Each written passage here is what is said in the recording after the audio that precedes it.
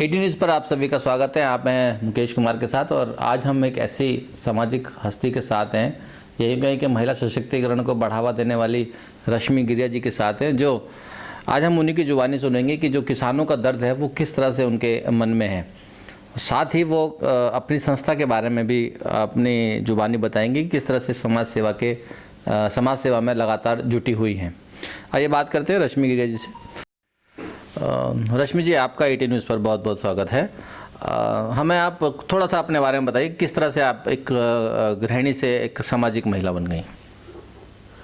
मैं समाज में जब आई थी, मेरी एक फ्रेंड थी, वो गाड़ी चलाते चलाते एक्सीडेंट कर गई और एक्सीडेंट होने के बाद उसकी स्लिप की जो हड्डी थी ना वो टूट गई और साल भर पूरे वो बेड पे रही। डॉक्टरों ने कहा कि ये बेड से कभी नहीं उठ सकती।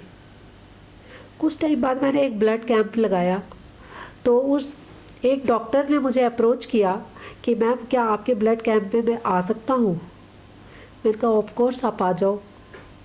और उस ब्लड कैंप में मैंने ये देखा कि जितने भी लोग आए ना, सब उस डॉक्टर के पास ही चले जा रहे थे। मैंने सोचा आखिर इस डॉक्टर में ऐसी क्या बात है, लेकिन मैं इतनी बिजी थी ना कि मैं उस डॉक्टर से बात नहीं कर पाई।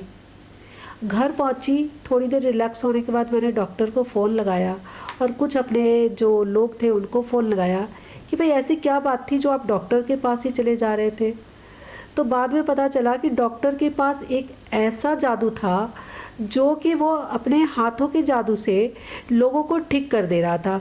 किसी की नस की प्रॉब्लम थी, किसी को कफ की प्रॉब्लम थी, साइटिका, स्लिप डिस्क। तो मैंने उस डॉक्टर से बात की कि एक बात बताओ, मेरी फ्रेंड का ऐसे ऐसे है। तो वो बोला हाँ मैं ठीक कर दूँगा। और आई एम सरप्राइज कि उसने उस लेडी को ठीक कर दिया जो कि डॉक्टरों ने मना कर दिया था। आज वो लेडी डांस सिखा रही है और कुंडली में रहती है। उसके बाद मैंने उस डॉक्टर को ले करके, जो मेरी एनजीओ है सृजन सोशल वेलफेयर सोसाइटी, जिसकी कि मैं प्रधान हूँ, मैंने विकलांग के लिए कार्यक्रम शुरू किया।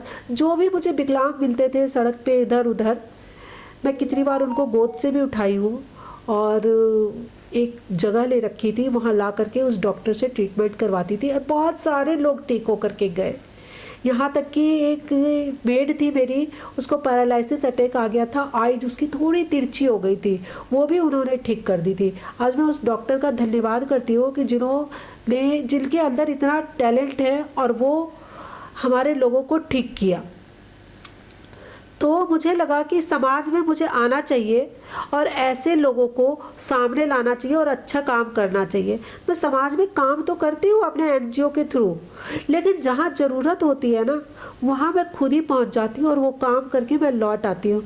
मुझे ये मीडिया कवरेज वगैरह बहुत ज़्यादा सेटिस्फेक्शन नहीं देती है, क्योंकि मैं दिखावे के लिए काम नहीं करती हूँ, अपने सेटिस्फेक्शन के लिए काम करती हूँ। देश के अंदर बहुत सारी संस्थाएँ, एनजीओज काम कर रही हैं, उनके बारे में क्या कहना है? ये संस्थाएं जिस तरह से आप करें उसी तरह सेवा करती हैं या कुछ अलग? नहीं, देखो संस्थाएं सेवा तो करती है, ये मैं नहीं कहूँगी कि नहीं करती है। आज जिस तरीके से लोग बढ़ चढ़ के समाज में निकले हैं लोगों के लिए, उससे समाज में बहुत दुख दर्द दूर हुआ है। कहीं गरीबों की शादी हो रही है, कहीं गरीबों के लिए कुछ हो रहा है। तो मैं इस समाज का धन्यवाद करती हूँ कि जो कुछ ना कुछ कर ही रहे हैं। आज चाहे उनका स्वार्थ ही हो, इसमें मैं उस स्वार्थ को नहीं देखती, मैं ये देखती हूँ कि वो कुछ ना कुछ समाज में अच्छा कर रहे हैं और समाज के लोगों से यही मेरी प्रार्थना है कि बढ़ चढ़ के आगे आएँ और लोगों का दर्द दूर करते रहें। रश्मि जी, अभी आपने कहा कि आप समाज के अंदर हैं, बहुत सारी संस्थाओं में हैं। अब आज इस समाज की बात करें तो आज पंजाब का किसान बॉर्डर पर है, हर बॉर्डर को सील कर रहा है और उनका भी एक दर्द है। तो जो प्रधानमंत्री जी की तरफ से जो उनके डिसीजन को लेकर देरी हो रही है या अमेंडमेंट करने की बात है उसमें देरी हो रही है, या किसान जो परेशान है उसके लिए जो देरी है उसके लिए क्या कहेंगे आप?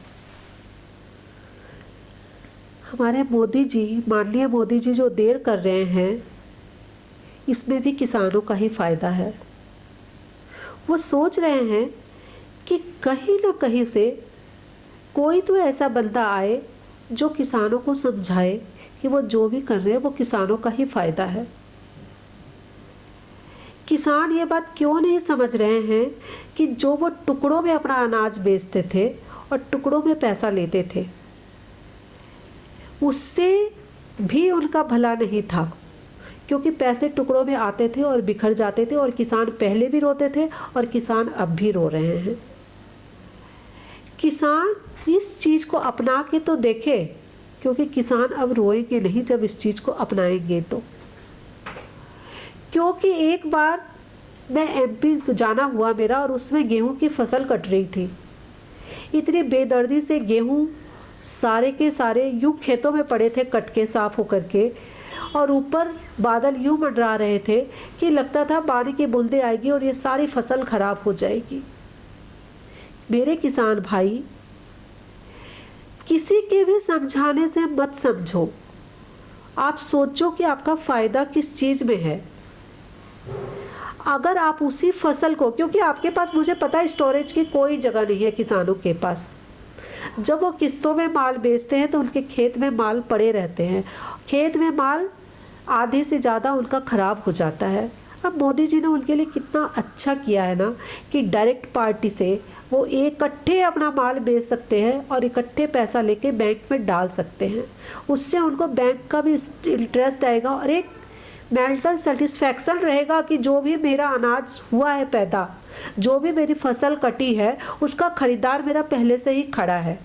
उनको कहीं भी मंडी में जाके ऐसे खरीदार देखने की ज़रूरत नहीं है। और आज मैं देखी हूँ जितने किसान भाई बैठे हैं, जितनी मीडिया वहाँ है, मैं भी वहाँ गई हूँ, सर्वे की हूँ, आधे से ज़्यादा वहाँ लोगों को यही नहीं पता कि उनके पास कितनी बीघा ज़मीन है, वो कैसे बुआई करते हैं। इसके मतलब जो भी किसान बाहर निकले हैं उसमें किसानों का जत्था जो है वो 1% है, बाकी हमारे विपक्ष की मिलीभगत है। आज विपक्ष इस फैसले पे अपनी रोटियां सेक रही है, कहीं ड्राई फ्रूट बांटे जा रहे हैं, कहीं खाना खिलाया जा रहा है उनको, कहीं कुछ हो रहा है। ये बेचारे अनपढ़ हमारे जो किसान भाई हैं, इसमें पढ़े लिखे भी हैं और समझदार भी हैं। जो समझदार और पढ़े लिखे हैं वो किसी के झांसे में नहीं आ रहे, वो कुछ अच्छी बातें भी बोल रहे हैं। जो नहीं समझ पा रहे हैं ना, जिस तरीके से कहते हैं ना कि भाई वो घर है उसमें मत जाओ, भूत है, और फिर वो आवाज़ सुन के ही लोग कहते हैं भूत है, भूत है, भूत है। अरे अगर उस घर में जा कर के तो देख लेते हैं ना एक बार, और यहाँ तो कोई भूत नहीं है, तो वो भूत की अफवाह उड़ती ही नहीं। उसी तरीके से किसान भाइयों से भी ये मेरा अनुरोध है कि इस बिल को रहने दो और आप इसे आजमा के तो देखो आपको क्या फ़ायदे हो रहे हैं।